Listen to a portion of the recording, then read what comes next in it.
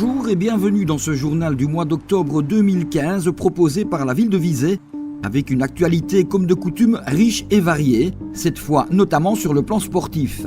Nous vous invitons aussi par ailleurs à voir le mini-reportage réalisé dans le cadre de la prestation de serment du Conseil communal des enfants.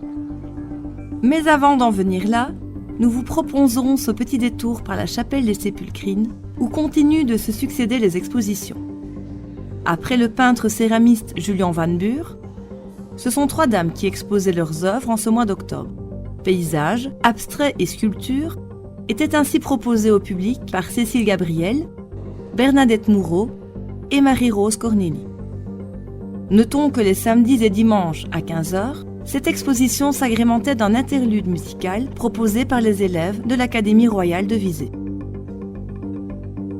En parlant culture, signalons qu'en 3 mois, le musée régional de Visé et la société archéo-historique ont publié pas moins de 4 ouvrages sur les 2 conflits mondiaux en région liégeoise. Parmi ces travaux inédits, les nouvelles notices visétoises sur 14-18, comprenant les exposés du 2e colloque visétois sur la Première Guerre du 9 mai dernier, ainsi que le 10e cahier généalogique consacré à la famille Dupuy et à parenté, le chansonnier de la Grande Guerre, et le 10e repro de l'histoire sur la 2e Guerre mondiale. Autant d'ouvrages qui sont disponibles au musée de Visé, ainsi qu'à la librairie Wagelmans, avenue du Pont. En sport, octobre est traditionnellement l'époque où les coureurs se retrouvent sur le site de la Julienne pour y disputer son fameux cross. Toujours prévu sur 6 et 13 km, après une course réservée aux plus jeunes sur 3 km, le cross de la Julienne a cette année tout d'abord consacré Clément Spitz en 25 minutes 30 secondes sur la plus courte distance.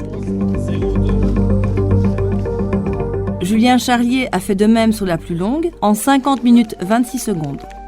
On notera que cette édition 2015, disputée par une météo plutôt clémente et agréable, a été un nouveau succès avec plus de 500 participants qui ont pris le départ d'une des 3 courses proposées. Le samedi 24, le Hall Omnisport vibrait au rythme du handball avec 3 rencontres dont le point d'orgue était le match au sommet qui voyait l'équipe D1 affronter le Sporting Nelo de Neerpelt. Une compétition très ouverte avec des écarts toujours proches qui a du reste débouché sur un nul, 25 partout. Moralité, le HC Visé conserve son leadership au championnat pour 1 point, précisément devant le Sporting Nelo.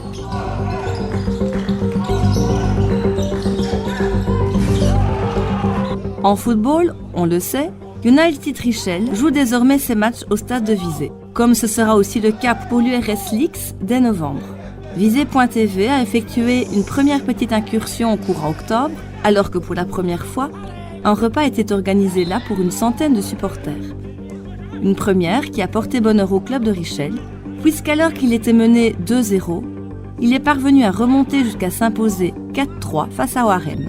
Au championnat, pour rappel la promotion D nationale, Richel pointe au 2e rang du classement provisoire. Discipline nettement moins médiatisée, le tir à l'arbalète est passé par Visé pour une compétition internationale. Comme tous les 2 ans, la section de tir de la Compagnie royale des anciens arbalétriers de Visé organisait en effet, en collaboration avec l'Union nationale des arbalétriers de Belgique, un match Interland Belgique-Pays-Bas. Au sein de cette délégation des meilleurs arbalétriers hollandais et belges, un Visétois, Sylvain Dantine, qui avec ses compatriotes a contribué au succès des nôtres avec 1905 points contre 1872 à leurs voisins et néanmoins adversaires. Félicitations! Profitons-en pour souligner aussi que le tir à l'arbalète est ouvert à tout un chacun. Il vous suffit pour cela de prendre vos renseignements auprès des arbalétriers. Pas plus médiatisé, l'Aviron a son club à Visé par l'intermédiaire du dynamique Royal Club Nautique Visétois. C'est là que l'après-midi du dernier samedi d'octobre, une 60aine de rameurs s'étaient fixé rendez-vous pour un entraînement collectif organisé conjointement avec 3 clubs de Liège, l'Union Nautique de Liège, le Royal Sport Nautique de la Meuse et le Royal Cercle Athlétique des étudiants. Au-delà de cette session encadrée par des entraîneurs compétents qui, depuis 3 bateaux de sécurité, prodiguaient de précieux conseils aux équipages, cet après-midi marquait la naissance de synergie, voire d'un pôle d'excellence pour l'Aviron en région liégeoise. Apprécié pour ses qualités naturelles et sa quiétude, le plan d'eau de Visé sera désormais le terrain d'entraînement de ces 4 clubs, avec pour objectif, à terme, que cette coalition développe une structure performante reconnue par l'ADEPS et enregistre des résultats internationaux.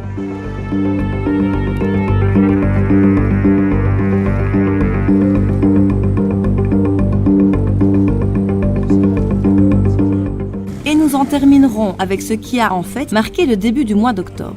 Les 6 heures de visée Basse-Meuse, organisées en partenariat avec la Maison du Tourisme de la Basse-Meuse, dont on rappellera qu'elle fête cette année ses 10 ans d'existence.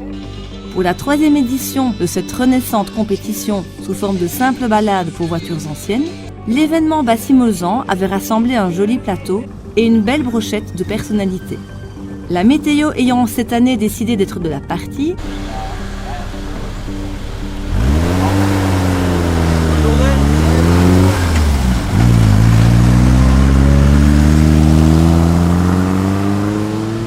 prologue samedi soir, qui a replongé les participants dans cette incomparable ambiance de nuit des rallyes d'antan, une mini-exposition de voitures de course modernes et des haltes gourmandes avec la participation de producteurs locaux.